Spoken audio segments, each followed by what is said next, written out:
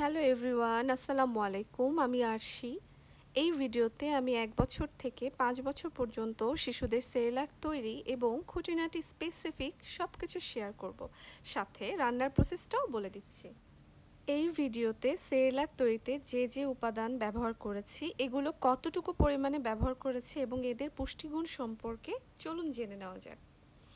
এখানে সিদ্ধ চাল বা ভাতের চাল আর আতপ চাল হিসেবে নিচ্ছি চিনি গুঁড়া চাল। উভয় চালই গুরুত্বপূর্ণ। এতে রয়েছে ভিটামিন বি1, বি3, বি6, রিবোফ্লাভিন। তবে আতপ চালের চেয়ে সিদ্ধ চাল হলে ভালো হয়, আর যদি অর্গানিক চালের ব্যবস্থা করা হয় তবে সবচেয়ে ভালো হয়। এতে শিশুদের হজম প্রক্রিয়া ভালো হয়। এইবারে আমি দিয়ে দিচ্ছি বুটের ডাল। বুটের ডালটা অপশনাল থাকছে, এটা চাইলে আপনারা অ্যাড করতেও পারেন আবার নাও করতে পারেন। আর যদি অ্যাড করে থাকেন তাহলে অবশ্যই বাচ্চার বয়স হতে হবে 2 বছরের উপরে। এর নিচে হলে বাচ্চার হজম প্রক্রিয়া অসুবিধা হবে। এরপর দিয়ে দিচ্ছি অড়হর ডাল বা খেসারির ডাল। এটার খুব একটা দরকার নেই, তবে দিলে ভালো হয়। এবং বেশিরভাগ ক্ষেত্রে 1 বছরের উপরের বাচ্চাদের জন্য এই ডালগুলো ব্যবহার করাটা উচিত হবে। এর চেয়ে নিচের বাচ্চারা যদি হয় তাহলে অনেক সময় কোষ্ঠকাঠিন্যের সমস্যা হতে পারে। এরপরে দিয়ে দিয়েছি এখানে সাবু। এটা শর্করা জাতীয় খাদ্যের প্রধান উৎস। এতে রয়েছে কার্বোহাইড্রেট, ক্যালসিয়াম, ভিটামিন এবং মিনারেল। 6 মাস হলে অল্প করে দেওয়া যেতে পারে বাচ্চাদের, কিন্তু বেশি দিলে মুটিয়ে যেতে পারে। এরপর দিয়ে দিচ্ছি কিশমিশ এবং কাঠবাদাম। কিশমিশ শিশুদের জন্য অত্যন্ত গুরুত্বপূর্ণ খাবার। শিশুর বয়স 6 মাস পড়ার পরপরই অল্প অল্প করে দেওয়া যেতে পারে। শিশুদের ব্রেইন ডেভেলপ করতে কিন্তু সাহায্য করে, কনস্টিপেশনও রোধ করে। আর কাঠবাদামের রয়েছে প্রচুর পরিমাণে পুষ্টি উপাদান। বিবিসি এর প্রতিবেদনে বলা হয়েছিল বিশ্বের সবচেয়ে পুষ্টিসম্মত খাবারের মধ্যে কাঠবাদাম একটি। এটি হার্ট ভালো রাখে, ফ্যাটি অ্যাসিডে ভালো রাখে, ডায়াবেটিস নিয়ন্ত্রণ করে এবং ক্যান্সার রোধ করে। এরপরে দিয়ে দিব ভুট্টা। ভুট্টা কিন্তু আমেরিকা এবং আফ্রিকার প্রধান খাবার। এটি ত্বকের সতেজতা বৃদ্ধি করে, ভিটামিন এ এবং বি খনিজ পদার্থ বিভিন্ন ধরনের এবং কেরোটিন অয়েল থেকেও প্রচুর পরিমাণে ফাইবার থাকার কারণে কোষ্ঠকাঠিন্য রোধ করে। এটি ক্যান্সার, কোলেস্টেরলও নিয়ন্ত্রণ করে। অ্যান্টিঅক্সিডেন্ট ও প্রচুর পরিমাণে থাকার কারণে কিন্তু রক্ত প্রবাহ বৃদ্ধি করে, হৃৎপিণ্ড সুস্থ রাখে। পরে 4 বা 5 পিস খেজুর দিয়েছিলাম। খেজুরে থাকে ভিটামিন, মিনারেল, আয়রন, ভিটামিন বি6, zinc, vitamin K, A, potassium. এটি কিন্তু দাঁত মজবুত করতেও সহায়তা করে, এর ভূমিকা অনেক। এরপরে দিয়ে দিয়েছিলাম চীনাবাদাম। চীনাবাদাম কিন্তু নিয়মিত খেলে মস্তিষ্কের ক্ষমতা বাড়ে, হাড়ের জোর বৃদ্ধি করে, ক্যান্সারের আশঙ্কা থাকে না, শরীরে এনার্জি বৃদ্ধি পায়। এবং আমি এখানে একটা জিনিস যেটা স্কিপ করে গিয়েছিলাম সেটা হচ্ছে জব। জব কিন্তু ছোট বাচ্চা থেকে শুরু করে প্রাপ্তবয়স্ক সবার খাওয়ার জন্য উপযোগী। জব যদি থাকে তবে দিতে পারেন। এটা আমাদের প্রিয় নবী হজরত মুহাম্মদ সাল্লাল্লাহু সাল্লামের প্রিয় খাবার ছিল। এটি শিশু থেকে প্রাপ্তবয়স্ক সকলের জন্য মহা ঔষধ। হাড় মজবুত করে, ক্যালসিয়ামের ঘাটতি পূরণ করে, শক্তিবর্ধক, রুচিবর্ধক, শরীরের খনিজের অভাব দূর করে, উচ্চ রক্তচাপ এবং ডায়াবেটিসও কিন্তু নিয়ন্ত্রণ করে। এতে কার্বোহাইড্রেট আছে, এর পরিমাণে কম থাকার কারণে শিশুদের জন্য খুব উপকারী। এবারে দিয়ে দিচ্ছি মুগ ডাল। মুগ ডালে রয়েছে সবচেয়ে বেশি পুষ্টিগুণ। এটি রোগ প্রতিরোধ ক্ষমতা বৃদ্ধি করে। এতে আয়রন, ক্যালসিয়াম, ভিটামিন বি5, বি6, বি1 রয়েছে, ম্যাগনেসিয়াম, ফলিডো, ম্যাঙ্গানিজও রয়েছে। এইবারে দিয়ে দিচ্ছি গম। এতে রয়েছে প্রচুর পরিমাণে কার্বোহাইড্রেট, ফাইবার, প্রোটিন, আমিষ, শর্করা, ফলিড, ক্যালসিয়াম, ভিটামিন বি1, বি2। এটি লিভার ভালো রাখতে সাহায্য করে। এতে রয়েছে অ্যান্টিব্যাকটেরিয়াল উপাদান যা দাঁতের ক্ষয় রোধ করে। এতে প্রচুর পরিমাণে ফাইবার থাকার কারণে কোষ্ঠকাঠিন্যও রোধ করে। এরপরে দিয়ে দিয়েছি কাজু বাদাম। কাজু বাদামে রয়েছে iron, potassium, magnesium, vitamin A. এটি রক্তশূন্যতা রোধ করে এবং এটি কিন্তু শিশুদের ত্বক সুস্থ এবং সুন্দর রাখতেও সাহায্য করে। এরপরে দিয়ে দিচ্ছি মসুর ডাল। মসুর ডালে রয়েছে প্রচুর পরিমাণে খনিজ পদার্থ, আঁশ, খাদ্যশক্তি, আমিষ, ক্যালসিয়াম, লৌহ, ক্যারাটিন, ভিটামিন বি ও শর্করা। এই ডালে প্রচুর পরিমাণে প্রোটিন থাকার কারণে এটি কিন্তু মাংসর বিকল্প হিসেবেও ধরা হয়। এটি কিন্তু প্রোটিনের আধার বলা হয়। আমি এখানে সিদ্ধ চাল এবং পোলাও চালটা আরও 1 কাপ করে বেশি দিব, কারণ আমার ডালের পরিমাণটা একটু বেশি হয়ে গেছে। তো চালের পরিমাণ এমন থাকবে যে 2 ভাগের 1 ভাগ ডাল থাকবে। ডালগুলোর পরিমাণ যাতে অল্প থাকে, এবং আমি এখানে সাবুদানাও একটু বেশি দিয়েছি, যেহেতু আমার বাবুর বয়স 2 বছর 7 মাস প্লাস, সেহেতু আমি ওর জন্য সাবুটার পরিমাণ একটু বেশি রেখেছি। এবং অবশ্যই মাথায় রাখতে হবে চালের পরিমাণগুলোর চাইতে যাতে ডালের পরিমাণগুলো 3 ভাগের 1 ভাগ বা 2 ভাগের 1 ভাগ হয়। আমি এখানে বাদামগুলো তুলে রাখবো, কারণ আমি বাদামগুলো চুলায় ভেজে নিব এবং খোসাগুলো ছাড়িয়ে নিব।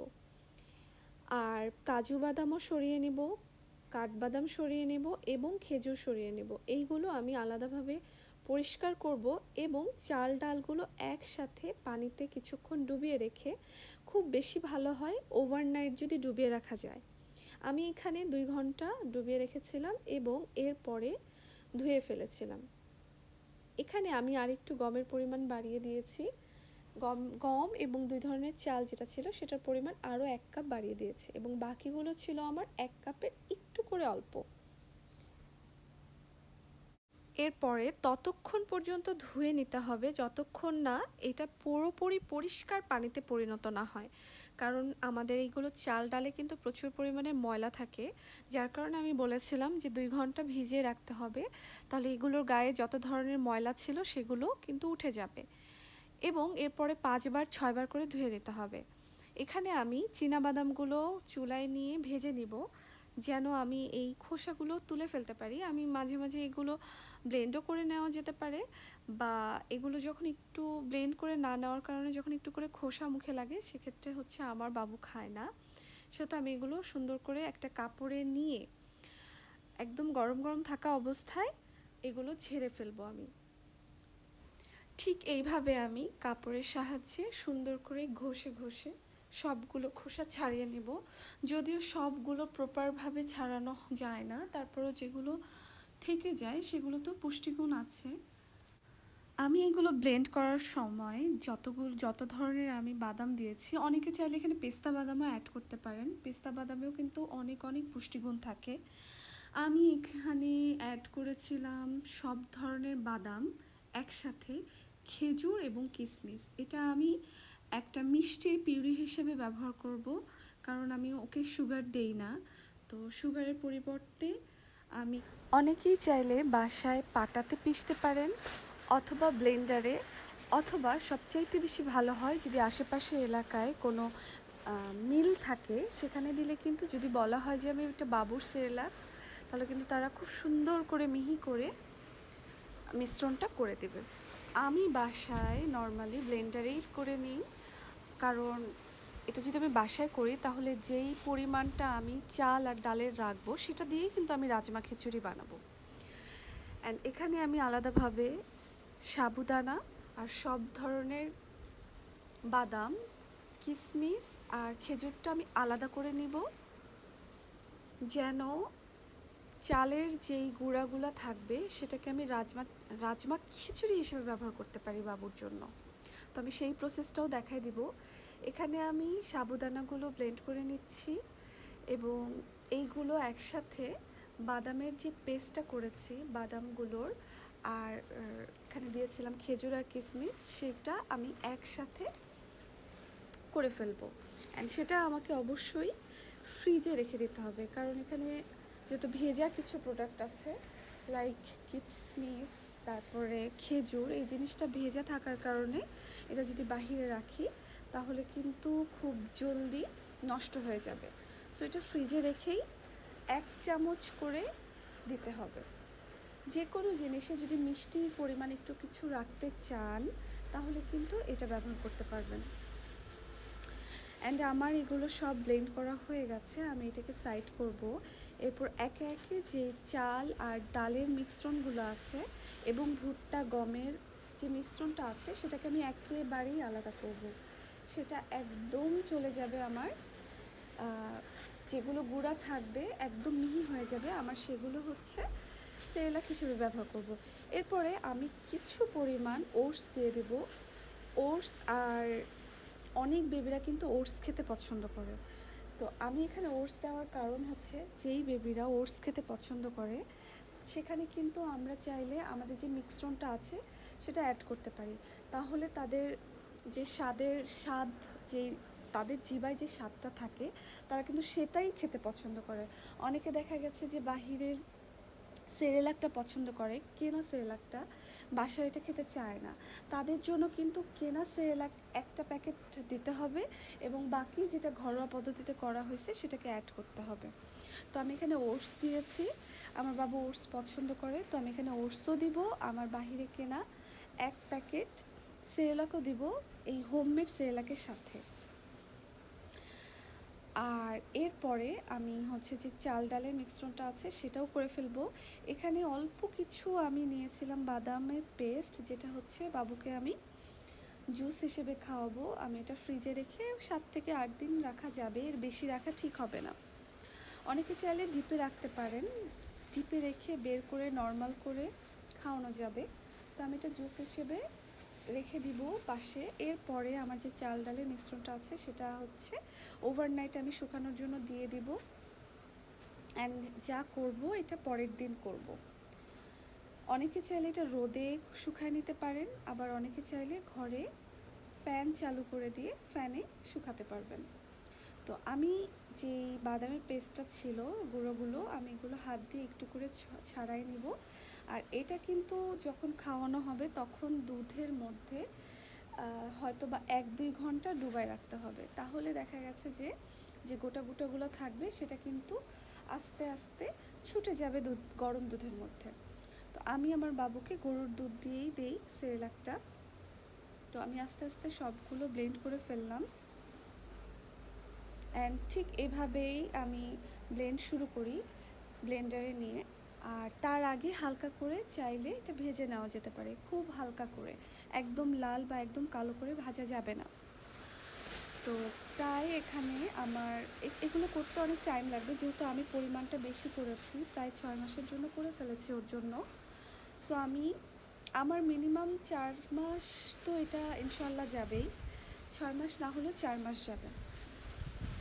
তো এখানে আমার বাবু অনেক হেল্প করতেছিল আমাকে, ও সবসময় আমার কাছে হেল্প করে। যেমন আমি যখন শাক কুটি তখন আমাকে এসে শাক কুটে দেয়, আমি যদি ফেস প্যাক ইউজ করি ও সেটা করে দিবে, আমি যদি পেঁয়াজ কুটি, পেঁয়াজের ছালগুলো ছিলি, ও এসে ছিলে দিবে। ও আমাকে মাশাআল্লাহ অনেক কিছুতে হেল্প করে। তো যাই হোক, সবগুলো আমার ব্লেন্ড করা হয়ে গেছে। এবার আমি চুলায় নিয়ে যাব, কারণ এটাকে আমি হালকা লাল করে বাদামি করে ভেজে নিব। এই যে এইভাবে করে গুঁড়া করব, আমি দুইবার করে এটা ব্লেন্ড করব। এটা হলো প্রথমবারে ব্লেন্ড করা, অ্যান্ড সেকেন্ডবার করার পরে এই রকম টেক্সচার আসবে, একদম গুঁড়ো গুঁড়ো মিহি মিহি। তারপরেও এটাকে আমি ভাজার পরে ছাকনা দিয়ে আমি চেলে নিব। তো আমি সেটাও দেখাবো যে আমি কিভাবে ভাজতেছি। এটা হচ্ছে একদম গুঁড়ো হয়ে যাওয়ার পরে, মানে এটা সেকেন্ডবার ব্লেন্ডার থেকে নামানোর পরে হয়েছে, আর ওইটা হলো ফার্স্টবার। তো এটা জাস্ট 2বার করে করে নিতে হবে, তাহলে একদম মিহি হয়ে আসবে। তারপরে এটাকে আমার চুলায় ভাজতে হবে। এইভাবে আমি একটা কাঠের চামচ নিয়ে নিব। কাঠের চামচ নিলে এটা বেশি সুবিধা হবে নাড়তে, কারণ এটা খুব ঘন ঘন নাড়তে হয়। আর যেহেতু এটা প্রচুর পরিমাণে গরম হয়ে যায়, সো এখানে যদি স্টিলের বা লোহার কোনো কিছু নেওয়া হয়, অ্যালুমিনিয়ামের কিছু নেওয়া হয়, তাহলে কিন্তু হাত গরম হয়ে যায়, হাতেও কিন্তু ছ্যাঁকা লাগতে পারে। সো এটা করার জন্য কিন্তু অবশ্যই কাঠের চামচ নিয়ে নিতে হবে। তো এইভাবে আমি খুব সুন্দর করে চেলে নিব। ভাজার পরে হালকা বাদামি করে ভাজার পরে আমি এভাবে চেলে নিব। এই যে উপরের অংশটা থাকতেছে গোটা গোটা, এটাই আমি খিচুড়ি হিসেবে ব্যবহার করব। এটা হচ্ছে 6 মাসের বেবিদের জন্য বেটার হয়। আমি যদিও এখন আর বাবু যেহেতু 2 বছর 7 মাস প্লাস, সেহেতু আমি ওকে আর এভাবে গুঁড়া করে খাওয়াই না, ওটাও আমি একদম ব্লেন্ড করে আবার ভেজে নিব। কিন্তু 6 মাসের উপরে যে বেবিগুলো আছে তাদের জন্য কিন্তু এইভাবে গুঁড়া করে এভাবে কিন্তু খিচুড়িটা করে নেওয়া যেতে পারে, কারণ গোটা চাল থাকলে তাদের কিন্তু অনেক সময় গলায় আটকে যেতে পারে। সো এই পদ্ধতিটা যারা যারা ছোট বেবির মায়েরা আছেন তারা কিন্তু ট্রাই করতে পারেন। এরপরে আমি সুজিও নিয়ে নিব এক পাশে, সেটাকে আমি একদম আলাদা করে ফেলবো। সুজি আর সেরেলাকটাকে আমি আলাদাভাবে ভেজে নেব, অ্যান্ড সেটাও আমি সময় নিয়ে হালকা হালকা করে ভাজতে থাকবো।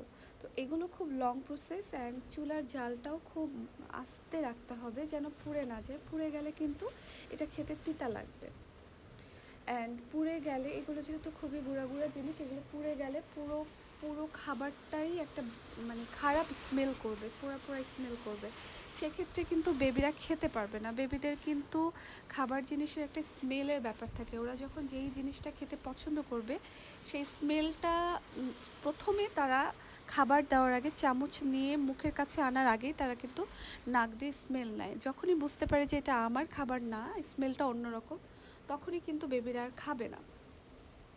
সো সেই একটা কারণে আমি যেহেতু বেবিকে প্রথম টাইমে বাহিরের সেরেলাক দিয়েছিলাম, ওটস দিয়েছিলাম, সেহেতু ওকে যখন হোমমেড ফুডটা আমি দেই তখন কিন্তু ও একদম রটা খেতে চায় না।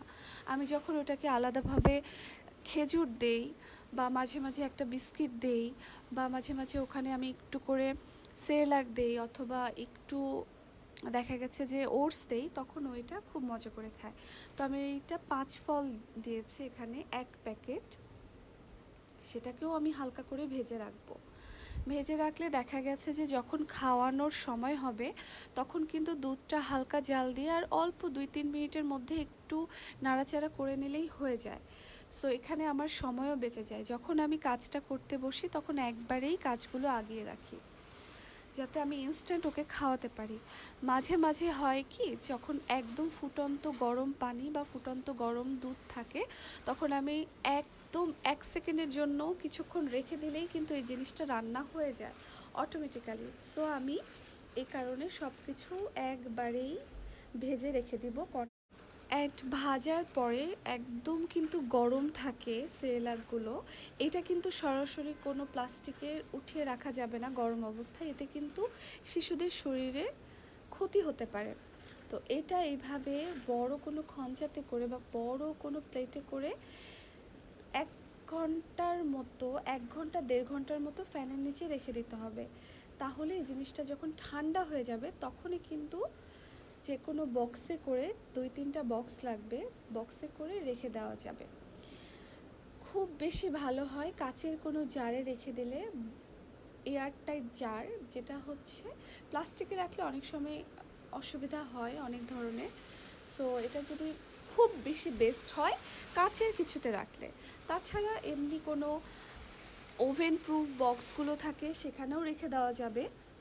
সো এইভাবে করে রাখলে কিন্তু আপনারা অনেক দিন রেখে রেখে বাবুকে খাওয়াতে পারবেন। অ্যান্ড ফ্রিজে রাখাই ভালো, যেহেতু 2-3টা বক্সে রাখবেন, দেখা গেছে একটা বক্স বাইরে রাখলেন, বাকিগুলো ভিতর করে রেখে দিতে পারবেন। সো আজকে এতটুকু পর্যন্তই। এরপরে আরও কিছু টিপস অ্যান্ড ট্রিক্স নিয়ে চলে আসবো। যাদের যাদের কোনো প্রশ্ন থাকবে তারা কিন্তু অবশ্যই কমেন্ট করে দিবা।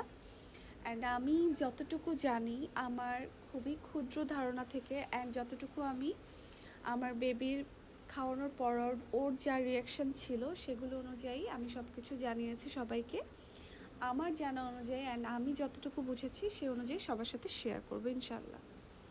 আবার অনেক বেবিদের থাকে যে তাদের হজম প্রক্রিয়া আলাদা থাকে, তাদের শারীরিক যে গঠন সেটা আলাদা থাকে। সো এক একটা বেবির এক এক রকম থাকে, তারপরেও ট্রাই করে সবাই দেখতে পারে। আল্লাহ হাফিজ।